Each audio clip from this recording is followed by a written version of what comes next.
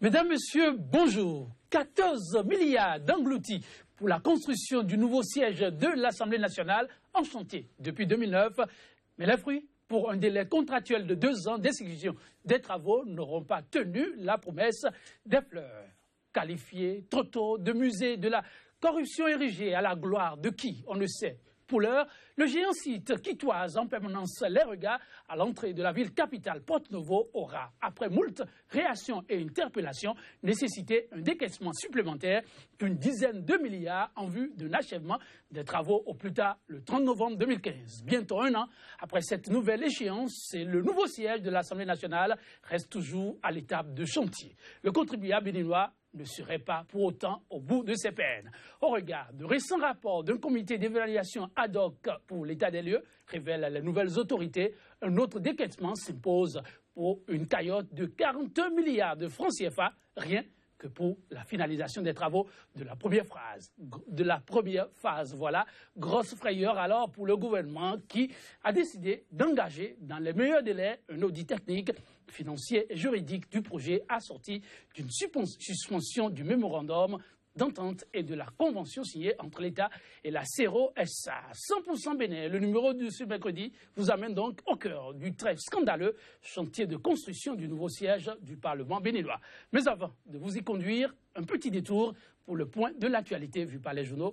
C'est la revue des titres avec qui vous savez.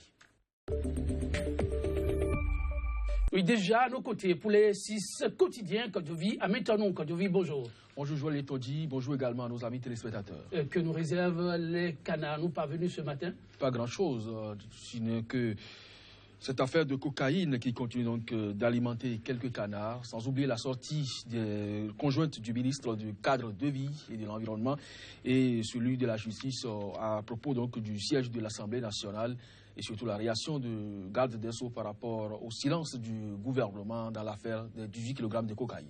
On peut y aller très rapidement. Merci à vous, Joël Tondi. On démarre avec le quotidien Actu Express qui met en manchette acharnement gratuit, méchant et nauséabond contre le président Sébastien Germain Adjavon. Le comble de la honte, les ennemis du Bénin dans leurs œuvres macabres. Les populations crient haro sur le Baudet. Et puis, concernant les tumultes autour de la fête de Wemekwe à Dagbo 2017, Wassi Yessoufou réagit et met les pendules à l'heure, écrit le journal quotidien. La guérite, polémique autour du tissu Wemekwe Dagbo 2017, Antoine Bonou et Parfait Boko apaise les Wemenou, la nouvelle tribune, enseignement supérieur, sortie ratée pour le nouveau DGS Jean-Baptiste. Mais sans affaire cocaïne, Djogbenou explique le mutisme du gouvernement. Construction du nouveau siège du Parlement, les raisons de la suspension du contrat de l'entreprise CERO SA. Et puis lutte contre la corruption et la malgouvernance. Pourquoi le gouvernement Talon refuse de publier les rapports d'audit? L'affiche du jour, investissement public dans le budget de l'État, plus de 800 milliards de francs CFA au titre de 2017, une augmentation de plus de 170% par rapport à 2016. Affaire Adjavon, le ministre Djogbenou s'explique sur le silence du gouvernement. Le confrère de la matinée suspecté, les fouilles hier du 3e conteneur de Common SA n'ont rien donné. L'acharnement contre ASG se poursuit. La succession des actes d'acharnement interpelle tout Béninois. Projet d'une flotte de taxis dans les grandes villes du Bénin. La mort programmée des taxis motos s'interroge.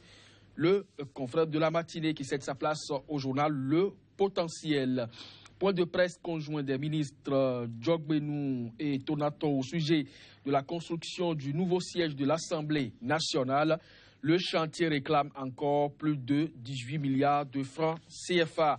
L'économiste, présentation du programme d'investissement public au Parlement. Biotchane défend un ambitieux PIP de 808 milliards de francs CFA pour 2017 contre 280 milliards de francs CFA en 2016.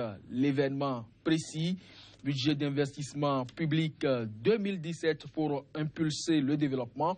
Biotchane convainc les députés sur les 808 milliards du PIP. Et puis réforme de création d'une licence nationale dans l'enseignement supérieur, suppression annoncée du BTS, indignation générale, chantier de construction du nouveau siège de l'Assemblée nationale, les clarifications du gouvernement sur l'audit, commandité, puis quotidien Matin Libre, affaire 18 kg de cocaïne, pourquoi Talon a lâché à Javon. C'est tout un dossier qui a été consacré donc à cette information. Vous retrouvez donc les explications dans les colonnes du journal Matin Libre et puis zéro délestage à fin octobre 2016. Qu'est-ce qui véritablement bloque, s'interroge le journal, et c'est sur cette interrogation que nous refermons la une des journaux pour ce mercredi. Merci, Kodjovi Ahmed Tonon. Pour cette rubrique, vous passez la main demain à Johannesburg, n'est-ce pas? Pas demain, après-demain. Vendredi tout à fait. Donc vous êtes encore avec les téléspectateurs demain pour la même rubrique. Voilà. Merci bien. Place à présent, mesdames, messieurs, au débat matinal consacré à l'analyse de l'actualité nationale, juste après ceci. Sika TV fait désormais escale dans chacun des pays africains. Escale numéro 1, le Bénin.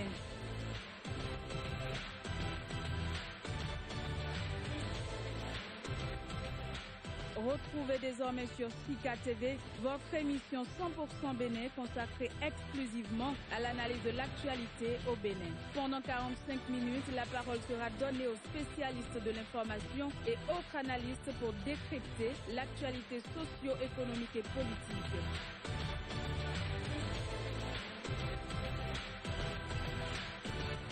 « 100% Bénin, c'est du lundi au vendredi sur Sika, le vrai visage de l'actualité en Afrique.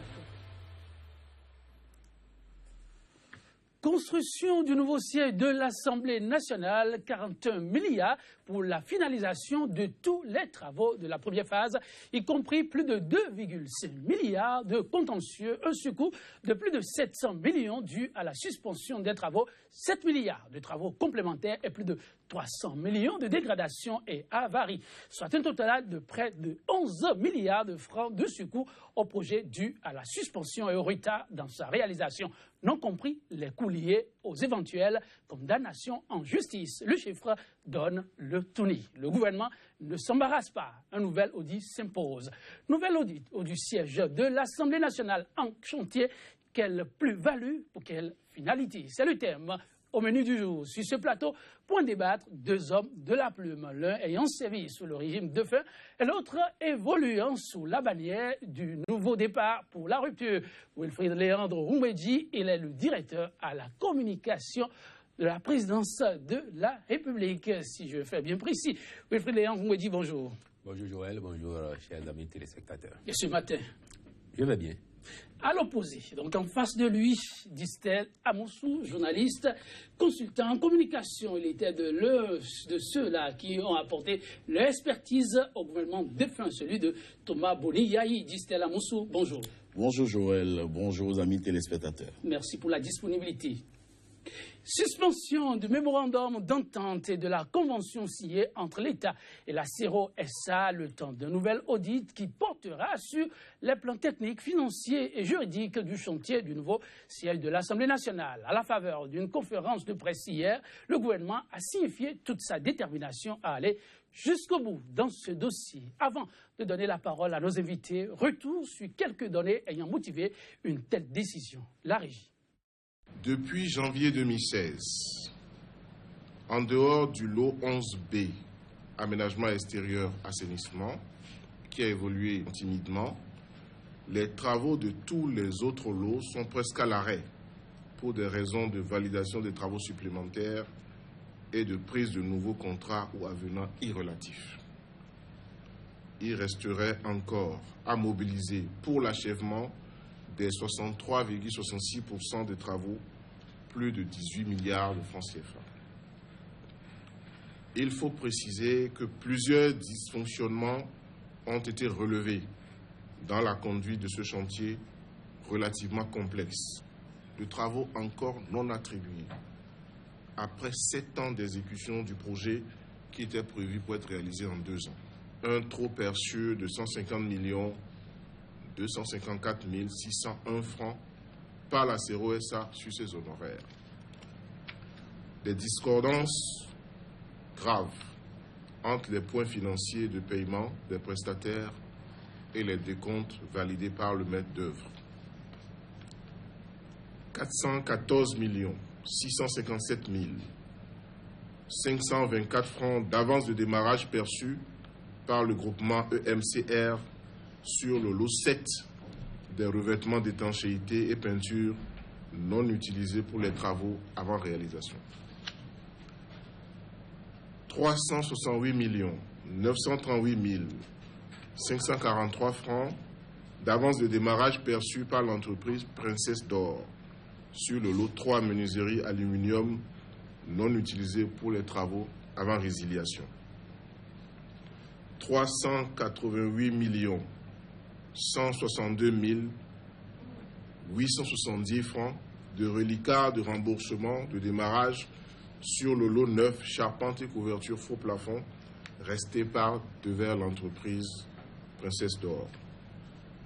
1,4 milliard saisi par la justice suite à une plainte du groupement d'entreprises EMCR, soit au total 2,571 758 936 francs en contentieux et à recouvrer par l'État. L'analyse et d'investigation de la présidence a commandité un audit.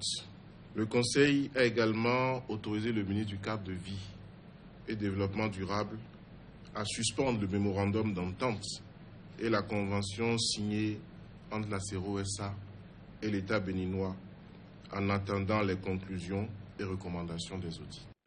Oui, Fédérateur Mbedi, je me retourne vers vous. Vous avez suivi, et ce n'est pas la première, j'imagine, de sur quoi renseignent ces chiffres-là par rapport à un chantier dont la date d'exécution est connue de tous, mais qui traîne depuis.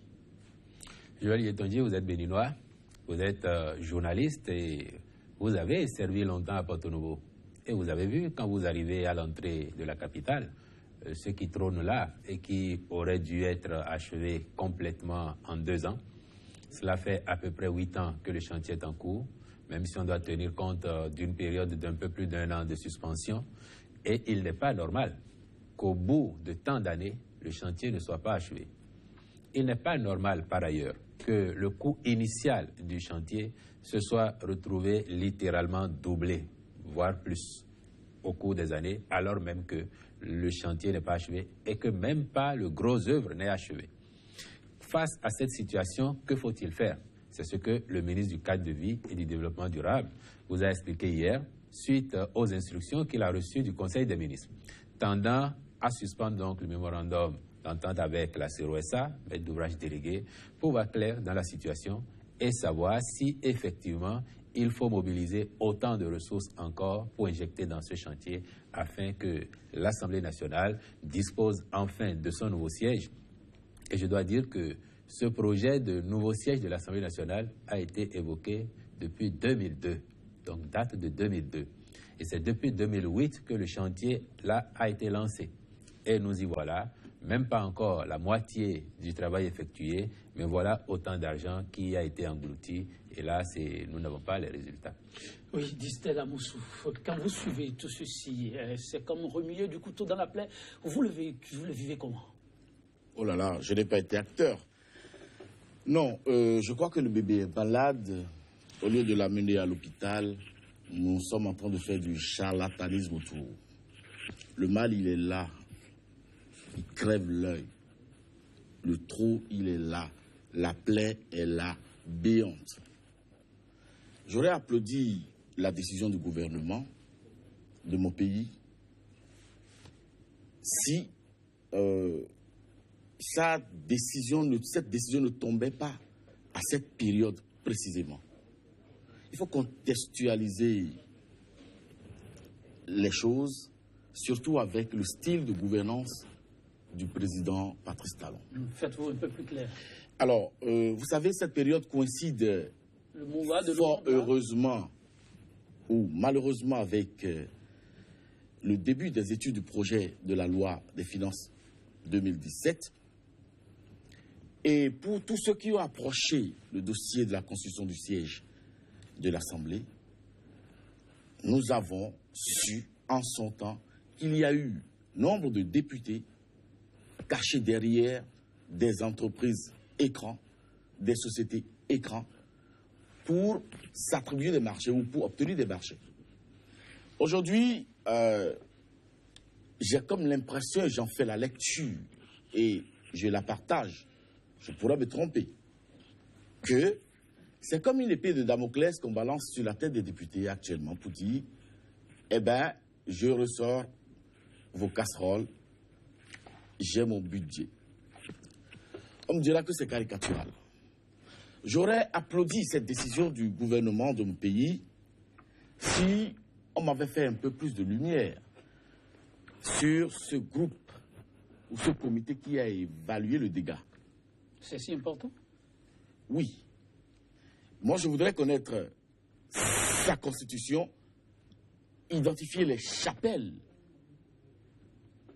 à laquelle je pourrais référencer chacune des personnes ressources composant ce comité-là. Alors, j'aurais applaudi des pieds et des mains ou j'allais le faire, ou je vais le faire tout à l'heure, si le directeur de la communication à la présidente de la République me dit quelle est cette structure qui sera chargée du nouvel audit ou qui fera l'audit désormais. Non, ce n'est pas à l'air de répondre à cette question, mais elle est tout de même posée. Est-ce qu'il faut voir déjà une lecture politique à travers l'initiative du chef de l'État?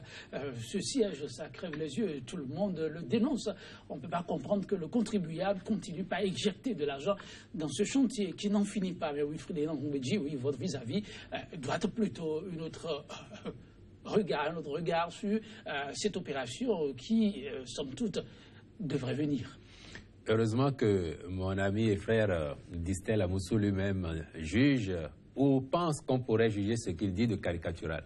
Parce qu'en effet, nous sommes effectivement dans la caricature. Si on présente les faits comme il les a présentés. Le gouvernement ne peut pas préjuger de ceux qui sont derrière telle ou telle société. Mais il fait bien de rappeler que ça date de l'ancien régime, par ailleurs. Et s'il y a des députés qui sont cachés derrière des sociétés qui ont pu avoir des marchés, de notre position de journaliste, nous avons également entendu ça. Donc on ne peut pas le dénier. Mais si seulement il sait la façon dont le Conseil des ministres fonctionne, il ne dirait pas que calcul a été fait exprès pour sortir un dossier aujourd'hui, pour agiter un épouvantail afin d'effrayer des députés pour obtenir leur vote. Je ne crois pas qu'il s'agisse de cela, cher ami. Le gouvernement fonctionne sur la base d'un ordre du jour précis, élaboré bien longtemps à l'avance, et en fonction de la façon dont les dossiers sont vidés, ils sont appelés en Conseil des ministres et validés. Rien de plus. La conjoncture peut faire qu'il y a une coïncidence qui fait que le dossier sort aujourd'hui, alors même que le projet de budget général de l'État est transmis à l'Assemblée nationale. Mais je vous assure, vous auriez tort de lier le projet de budget à cette affaire-là, qui date depuis 8 ans, on l'a dit. Quel que soit, par ailleurs, le moment où cela aurait été évoqué, je suis sûr, peut-être pas Distel, mais il y aurait des gens pour penser que c'est de la politique politicienne. Et là, vous me permettrez d'en venir à ce que je considère comme un mal essentiel que nous vivons dans notre pays. C'est la tendance à vouloir tout politiser. Voilà un dossier où on dit qu'on a gaspillé l'argent de l'État. Un dossier qui aujourd'hui se présente presque sans perspective.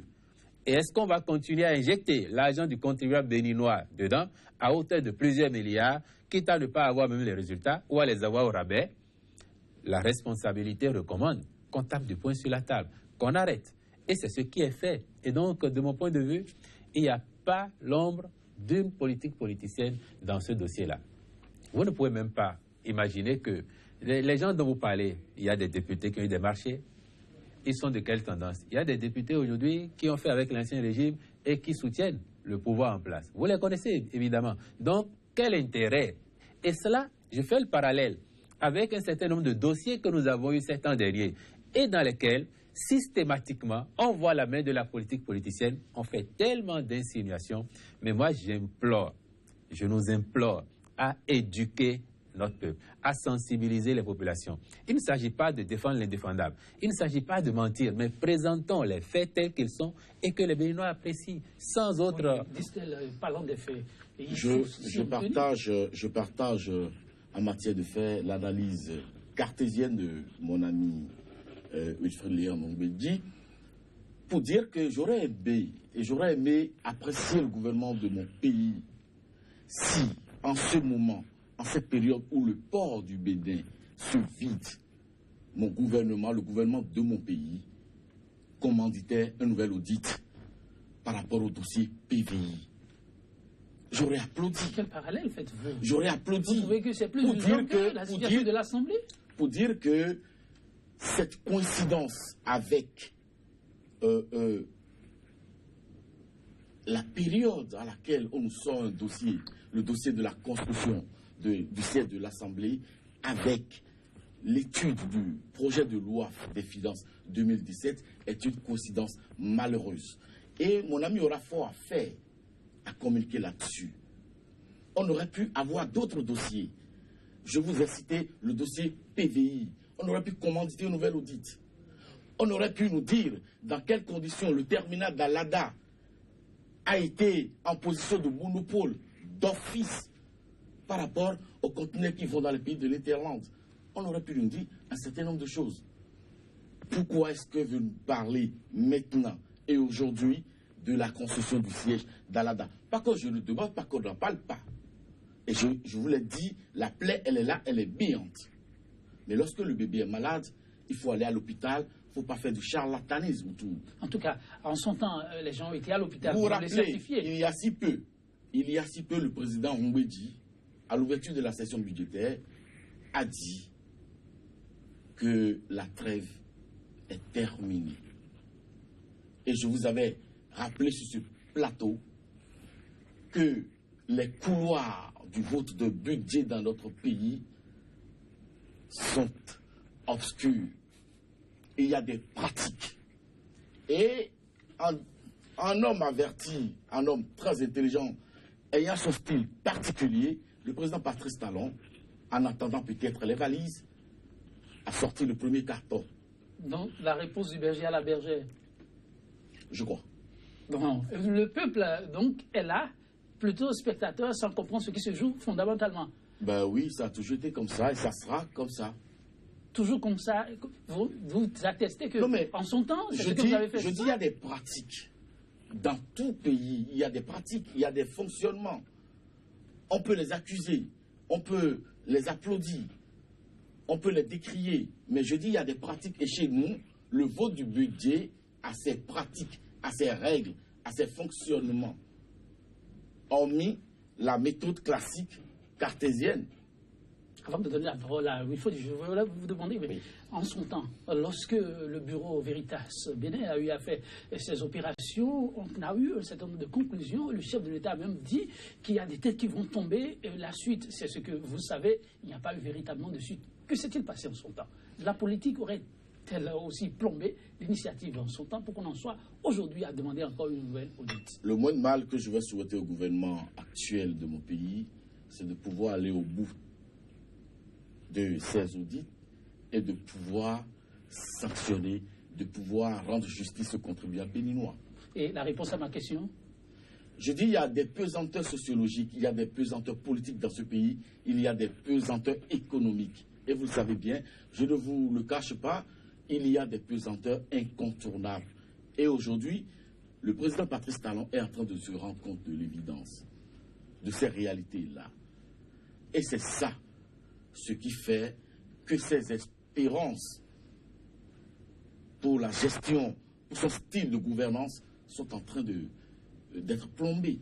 Oui. Et cela se vit, cela s'observe, même de loin. Wilfried Léon Ngoubedi, aujourd'hui, quelles sont les dispositions qui sont en train d'être prises pour que, quand même, ce dossier puisse une fois aboutir, une fois pour tout à l'heure? Quel dossier? Le dossier de l'Assemblée nationale. Le dossier de l'Assemblée nationale, c'est pas pour rien que hier, le ministre du cadre de vie et du développement durable était assisté de son collègue en charge de la justice, puisqu'il y a un aspect judiciaire du dossier.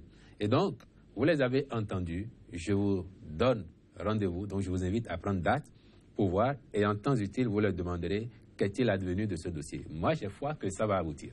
Mais vous me laisserez pas finir sans revenir sur ce que j'ai entendu. Oui. Et je voudrais que vous me donniez acte, et que les Béninois prennent acte de ce que Distel Amoussou, que je respecte très bien, et qui ne nie pas du tout son apport, c'est un technicien à l'ancien régime, vient de nous dire ici que les députés béninois à l'Assemblée nationale, pour voter le projet de budget de l'État, pour donner les moyens au gouvernement de travailler, se font corrompre. Moi, je ne prendrai pas la responsabilité d'une telle affirmation parce que je n'en ai pas les preuves. Je suppose que pour le niveau de responsabilité qui a été le sien, il a dû être bien placé pour voir et apprendre que cela se fait. Parce qu'il a fini en disant, en attendant peut-être les valises. Ça veut dire qu'il y a des valises qui circulaient, de son point de vue. Mais si c'est le cas, ou si ça a été le cas, cela est impropre à la gouvernance. C'est un drame pour notre pays que nos élus, les représentants du peuple, que nous avons envoyés à l'Assemblée nationale, fassent peut-être du chantage pour se faire payer, ou se font payer. C'est une injure à leur personne. Et vous n'admettrez pas qu'un gouvernement normal, responsable, procède ainsi. À ce jour, je n'ai aucune preuve de ce que ça s'est fait et je suis persuadé que ça ne se fera pas avec le gouvernement du nouveau départ et de la rupture. Mais j'ai parlé tout à l'heure d'amalgame et j'y reviens parce qu'on parle de l'Assemblée nationale en construction et en souffrance et on vous parle de PVI. Et quand on parle de PVI, on oublie de dire que c'est un dossier qui a été vidé par la justice, du moins par la Cour commune de justice et d'arbitrage qui a rendu une sentence enjoignant à l'État béninois d'avoir ou à remettre en selle le PVI ou à dédommager l'intéressé. Du reste, le principal acteur du PVI s'est porté devant nous à l'occasion de l'élection, a présenté l'état du dossier et nous avons validé sa candidature. Je ne comprends donc pas qu'on continue à faire de l'amalgame en voulant détourner les Béninois de l'essentiel. Et l'essentiel ici, observez bien, le gouvernement ne s'acharne même pas contre ses prédécesseurs. On a sorti un dossier technique. Pour le moment, les aspects judiciaires, procéduraux seront confiés aux instances appropriées, c'est-à-dire à la justice. Et donc, il ne sied pas de vouloir faire de l'amalgame pour détourner l'intérêt des Béninois de l'essentiel qui est en jeu aujourd'hui. Parlons de l'intérêt des Béninois. Je doute très fort que c'est de la construction du siège de l'Assemblée qu'il s'agit. Parlant de l'intérêt des Béninois aujourd'hui, c'est le panier de la ménagère. Parlant de l'intérêt des Béninois aujourd'hui, c'est comment se soigner. Parlant de l'intérêt des Béninois aujourd'hui, c'est comment envoyer nos enfants à l'école. Non, l'intérêt aujourd'hui, ce n'est pas l'audit sur le siège, sur la construction du siège de l'Assemblée. L'audit aujourd'hui, c'est comment redonner vie à notre port. Et j'ai cité le terminal d'Alada. Je dis, comment est-ce que, de quelle manière, abracadabrante, ce terminal se retrouve de fait en monopole, en situation de monopole. C'est ce qui intéresse les Béninois aujourd'hui. Les activités économiques, qu'on nous les relance. Non, le Béninois n'a pas besoin aujourd'hui de savoir s'il y a 18 kg de cocaïne dans un conteneur au port. Ce n'est pas de ça qu'on a besoin. Vous savez, tout ça. Nous n'avons pas besoin aujourd'hui de parler de construction du siège de l'Assemblée. Vous avez parlé du développement. Oui, le développement, c'est pas de ça qu'il s'agit. Mais c'est assez dessous déjà englouti. Et on va devoir en engloutir encore. Je l'ai dit à l'entame de mon propos. Oui. Le bébé est malade. Et lorsque le bébé est malade, on va à l'hôpital. On ne fait pas de la sorcellerie autour. Je reconnais que la plaie, elle est là, elle est béante. Mais je dis, qu'on me dise, qu'on m'identifie le comité de travail qui a évalué l'existant pour vous sortir ces incantations de chiffres. Que le ministre les remettez en cause. La contre-expertise est où à travers ces chiffres-là? Et qu'on mette un cabinet sérieux et qu'on nous dise sur ce plateau le cabinet qui est désigné pour faire ce nouvel audit-là. Qu'on nous dise, il ne faut pas se faire encore du beurre sur la souffrance du contribuable béninois. Le contribuable béninois a déjà trop saigné par rapport à la construction de ce siège. Le cabinet va gagner combien? Le comité qui a travaillé pour vous sortir ces incantations de chiffres a coûté combien au contribuable béninois? Je voudrais qu'on en parle. Oui, c'est une très belle façon de botter en touche. Et moi, cela m'amuse. Mais de ma position, et quand je sais le poids que les mauvaises pratiques, la mauvaise gouvernance a généré dans notre pays, je ne peux pas m'en marrer. On veut savoir qui sont ceux qui ont fait le travail, qu'est-ce qu'ils ont coûté à l'État, qu'est-ce qu'ils ont coûté. D'abord, il sait très bien que s'il y a un travail, il doit être rétribué et il sera rétribué normalement. Je ne sais pas, et moi, de quoi ça retourne, mais c'est les principes que j'invoque ici et il ne peut pas les démentir. Mais c'est trop facile, mais vraiment trop facile de dire oui, la préoccupation des Béninois, c'est le panier de la ménagère. C'est vrai, c'est le panier de la ménagère. Mais quand on a englouti de l'argent à tort et à travers, sans perspective, on érode le panier de la ménagère. S'il vous plaît, je vous ai laissé parler. On érode le panier de la ménagère. Et il faut avoir le courage de dire aux Béninois que justement, c'est les conséquences de tout ça que nous vivons aujourd'hui et que nous nous employons à combler pour remonter la pente, parce qu'il faut ramener le pays à flot. Lorsque vous avez mis 22 milliards dans le siège de l'Assemblée nationale, parti pour 14 milliards, et qu'on n'a pas fini, et qu'on projette, on se dit 41 milliards. Tout ça passe où? C'est ça les questions. Et nous, on n'a pas d'a priori. On dit qu'il faut expertiser et faire le point avant que d'engager les nouvelles ressources. Vous êtes d'abord parti sur le chantier de non, il y a bientôt budget en vue, c'est pour faire peur aux députés, pour qu'ils votent, et après vous dites non, c'est pour détourner les Béninois. Oui, les enfants doivent aller à l'école. Et c'est pour trouver les ressources, justement, que le gouvernement fait l'effort de rationaliser les dépenses. Parce qu'au-delà de la dépense publique, sa qualité est essentielle. La qualité de la dépense publique est essentielle. Et vous ne dénirez pas à un gouvernement de gens sérieux de vouloir mettre de l'ordre là où il y a eu du désordre. Maintenant, vous évoquez d'autres questions. Et encore une fois, on a parlé de port sec d'Alada. Mais on ne vous dit pas quand est-ce que le port sec d'Alada a été construit, cher ami Joël Yetonji. Mon ami Distel sait très bien, et peut-être sans doute même mieux que moi, quand et dans quelles conditions le port sec d'Alada a été construit et quelle est sa vocation. Donc, si vous avez d'autres préoccupations, je ne dirais pas secondaires, rapprochez-vous des personnes indiquées et posez-leur la question. Vous aurez les réponses appropriées. Je ne suis pas portier. Ah, mais vous pouvez l'être puisque vous en parlez. Je suis d'accord qu'un gouvernement sérieux ou un gouvernement de gens sérieux doit pouvoir rationaliser les dépenses.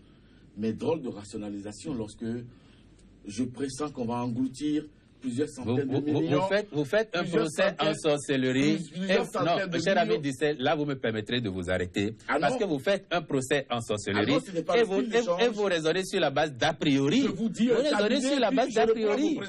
Le cabinet sera payé. Mais évidemment, si on vous sollicite, encore que s'il vous plaît, si vous avez bien suivi le ministre hier, on a parlé du bureau d'analyse et d'investigation.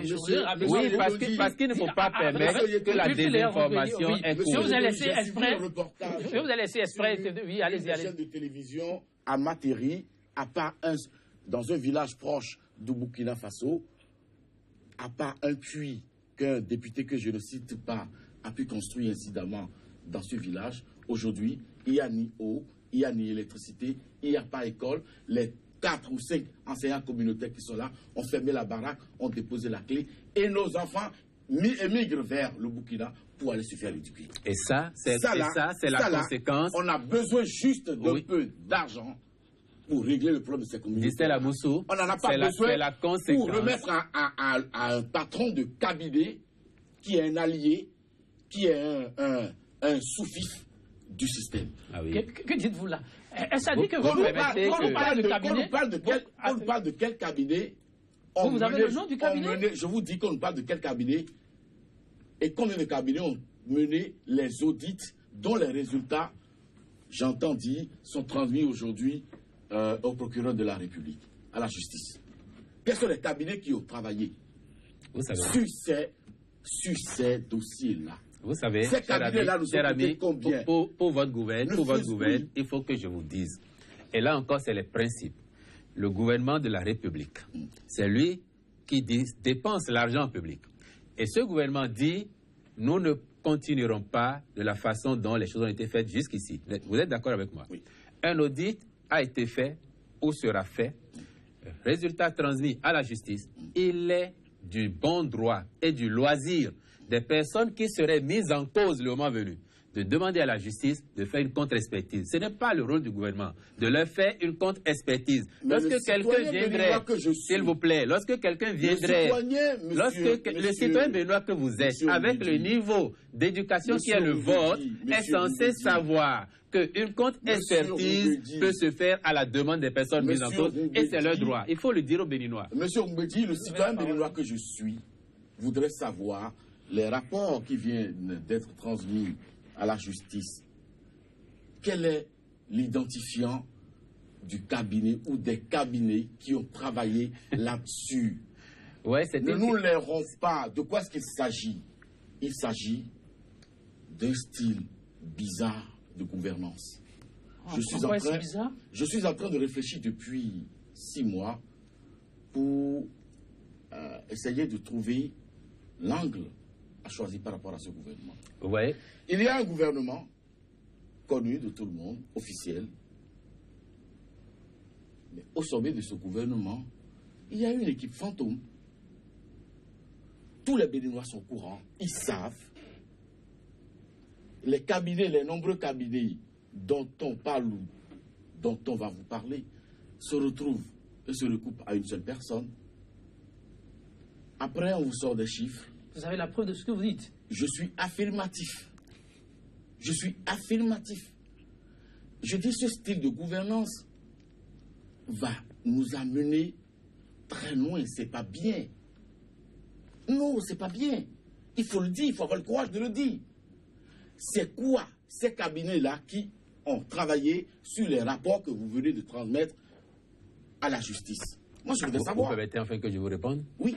Voyez-vous, c'est une préoccupation plus que subsidiaire. Plus que subsidiaire, s'il vous plaît. Pour vous, mais pour le citoyen béninois que je suis. Attendez, c'est une préoccupation plus que subsidiaire. Pour vous. Oh, s'il vous plaît.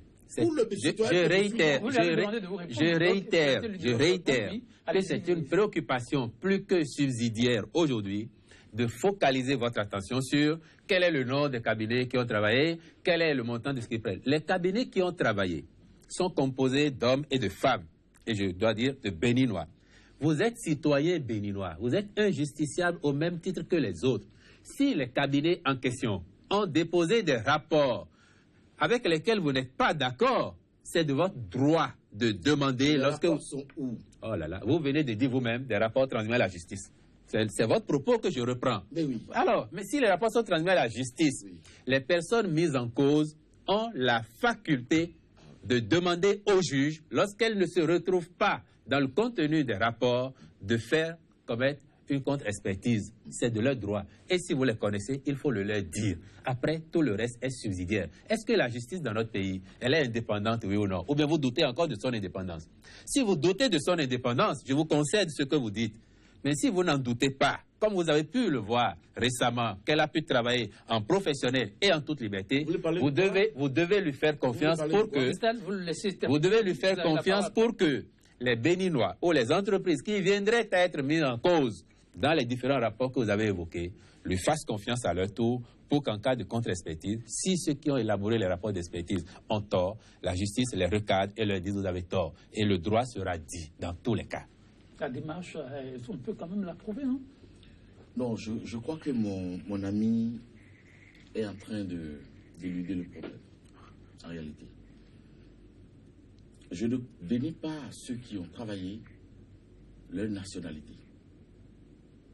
Vous remettez en cause quoi?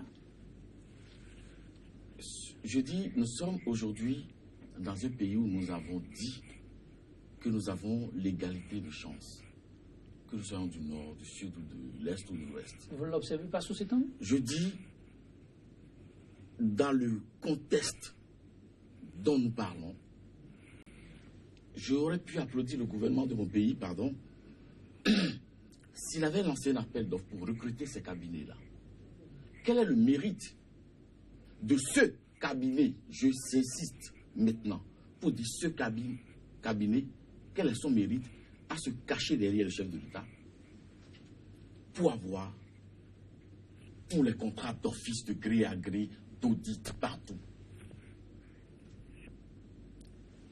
Cher ami, je serais à nouveau heureux, moi, en retour, si mon ami Distel peut nous dire, parce que moi je ne parle pas sur la base de fiction, qu'il nous dise quel est le cabinet dont il parle, à qui il ne dénie pas la qualité, ou dont il dénie plutôt la qualité et les compétences à faire tel ou tel travail. Moi, je ne sais pas de quel cabinet il parle. Mais sortez-nous le nom du cabinet qui a travaillé au moins. Mais qui parle de cabinet ici et qui suppose même, s'il vous plaît, Joël Yetonji. Permettez-le l'opacité à ce point. Non, cher ami, je ne vous permettrai pas. Je ne vous permettrai pas. Est-ce qu'on peut entretenir l'opacité? Distel Amoussou, je ne vous permettrai pas. Mais j'ai dit tout à l'heure, évitons les amalgames. C'est vous qui parlez de cabinet. Moi, je vous laisse l'entière responsabilité de vos propos. Mais vous êtes journaliste, ou vous avez été journaliste par ailleurs. Et le droit du journaliste, c'est de dire, de soutenir ce qu'il pense être vrai. Mais son devoir aussi, c'est d'administrer la preuve de ce qu'il dit. Et lorsque vous invoquez des faits, j'attends de vous que vous mettiez les preuves sur la table pour qu'on en débatte. Je dis, cher ami, sortez. Quoi? Sortez. Donc vous prêchez le faux pour avoir le vrai. Non. C'est pas de cela qu'il est question. Il est question de dire aux Béninois, au nom de la clarté de votre gouvernance, au nom de la confiance que ce pays, ce peuple, les citoyens de ce pays vous ont placé. Vous avez dit que vous avez transmis des rapports à la justice.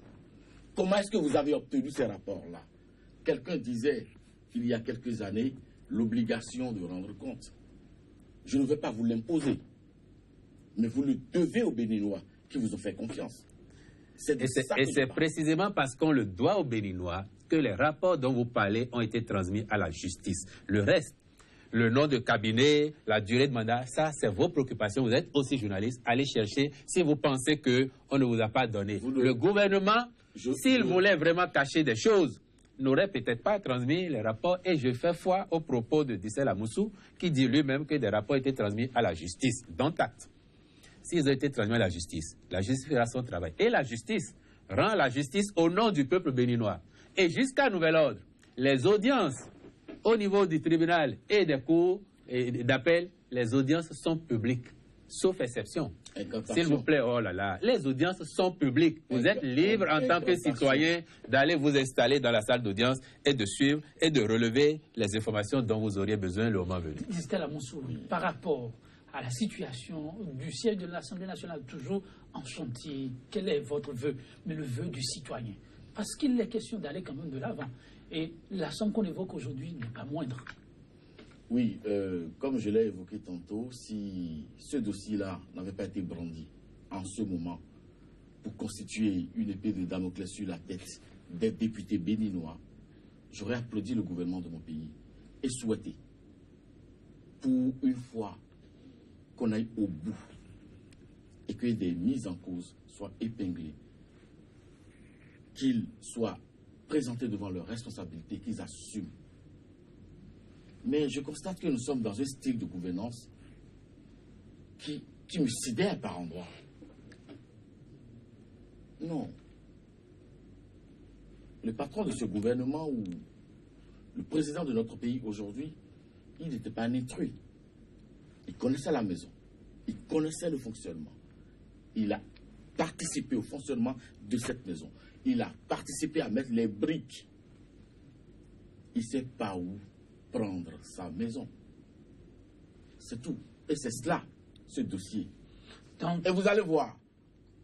Et je voudrais retrouver mon cher ami Mbedi après le vote du budget que je lui souhaite. Ça, il laissait trop de plumes. Quand je retrouve sur ce plateau, au sujet de ce dossier. Donc vous n'y croyez pas? Wilfried Léandre, par rapport à l'objectif visé pour cet audit au sujet du nouveau siège de l'Assemblée toujours en souffrance, quel est votre appel à l'endroit des contribuables béninois? Je note que vous avez demandé à Distel Amoussou quel est son vœu par rapport à ce dossier. J'ai cru comprendre que vous lui demandiez comment il voit l'aboutissement de ce dossier. Et vous avez constaté que, en fait, il n'avait pas de vœu. Son seul vœu, subliminal, c'est peut-être que les personnes qui seraient intéressées au dossier, en tout cas en ces aspects nébuleux, ne soient peut-être jamais dévoilées. Mais le vœu des Béninois, et c'est mon vœu, c'est que le gouvernement aille au bout de ce dossier et que les personnes intéressées par différents aspects nous soient indiquées et que la justice fasse son travail pour dire quelle est leur part de responsabilité dans ce qui est arrivé et que chacun sache s'il doit rembourser une partie de ce qu'il a pris, si c'est tout ou partie, s'il y a des sanctions pénales ensuite, que nous soyons fixés. Et moi, j'ai foi que ce dossier ira au bout de la procédure judiciaire. Wilfried Léon Ngouedi, Stella Moussou. Il y a un style de gouvernance que j'apprécie par rapport au président Talon. Lorsqu'il met en place un comité ou lorsqu'il commet un cabinet, il donne un délai. Le délai par rapport à ce dossier, je peux l'avoir. Ça va certainement. Le délai, c'est la justice Stella qui vous le Moussou, dira. merci beaucoup. Wilfried Léon Ngouedi, merci. Mesdames, Messieurs, merci d'avoir été des nôtres. Ce sera tout pour ce nouveau numéro de votre émission 100% Bénin. Nouvelle audite sur le nouveau siège de l'Assemblée nationale, toujours en construction. Ce n'est qu'un numéro parmi tant d'autres sur ce dossier qui, sans nul doute, fera couler assez d'encre et de salive. Le gouvernement promet aller jusqu'au bout pour le bonheur du peuple béninois. 100% Bénin, le numéro du jour, ce sera donc tout. La clôture sur cette citation de l'ancien chef d'État français Jacques Chirac. Je cite, « Dans un environnement qui change, il n'y a pas de plus grand risque que d'oser aller de l'avant. Rester immobile serait accepter le forfait. Pas de forfait qui vaille pour une nation qui se veut prospère. » Mesdames, Messieurs, merci d'avoir été des nôtres. Très bonne suite de programme en notre compagnie. Je vous retrouve demain pour un autre numéro de 100% Bénin. Que dis-je lundi? Demain, Emmanuel Crépy sera à la commande. À très vite.